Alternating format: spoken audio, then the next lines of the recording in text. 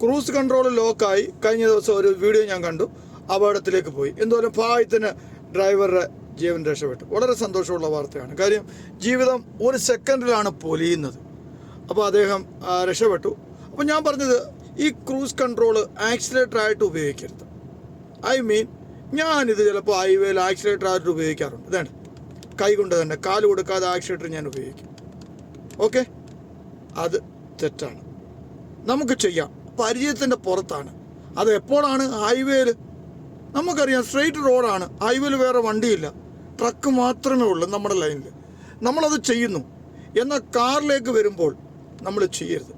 ആക്സിലേറ്ററായിട്ട് ഈ ക്രൂസ് കൺട്രോളിനെ കാറിൽ ഉപയോഗിക്കരുത്. രണ്ടാമത്തെ കാര്യം, ബിഗിനറാണ്, നിങ്ങൾ തുടക്കക്കാരാണെങ്കിൽ നിങ്ങളുടെ വാഹനത്തിൽ ക്രൂസ് കൺട്രോളിൻ്റെ സിസ്റ്റം സ്റ്റിയറിങ്ങിലായിരിക്കാം, അല്ലെങ്കിൽ ലിവറിലായിരിക്കാം, എവിടെയെങ്കിലും ആയിരിക്കട്ടെ, നിങ്ങൾ ഒരിക്കലും സെറ്റ് ചെയ്ത് ഓടിക്കരുത്. കുറച്ച് പരിചയപ്പെടണം. എന്താണ് ക്രൂസ് കൺട്രോൾ? ആ ക്രൂസ് കൺട്രോൾ ഇട്ടുമ്പോൾ വണ്ടിയുടെ സ്വഭാവം എന്താണ്? വണ്ടിയുടെ സ്വഭാവം അനുസരിച്ച് നമ്മൾ വണ്ടിയെ കൺട്രോൾ ചെയ്യണം. അല്ലാതെ നമ്മൾ ഓരോന്ന് ചെയ്ത് കഴിഞ്ഞാൽ വണ്ടിയുടെ സ്വഭാവം മാറും, പിന്നെ നമുക്ക് വണ്ടിയെ കൺട്രോൾ ചെയ്യാനൊക്കത്തില്ല. അപ്പോൾ അതുകൊണ്ട് ഇതിനെ ആക്സിലേറ്ററായിട്ട് ഉപയോഗിക്കരുത്. ഒരു നിശ്ചിത സ്പീഡിന് ശേഷം സെറ്റ് ചെയ്യാം, കുഴപ്പമില്ല. 80 90 100 ആ റോഡിൻ്റെ സ്പീഡ് അനുസരിച്ച് സെറ്റ് ചെയ്യാവൂ.